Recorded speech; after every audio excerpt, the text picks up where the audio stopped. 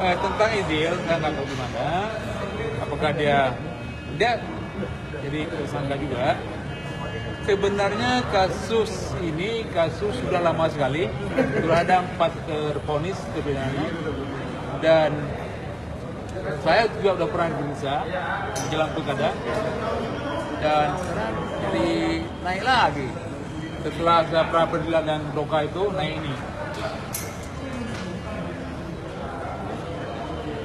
Jadi intinya saya tidak pernah nyuruh, saya tidak pernah diberitahukan, saya tidak pernah menerima. Itu dari pilih siapa? Yakin tidak bersalah ya Pak dari apa? Saya yakin nggak salah. Dan kayaknya kasusnya bukan ini, ada hal lain itu Pak. Apa tuh Pak? Politik. Siapa yang Bapak tuduh atau ini Bapak? Gak ada Tuhan.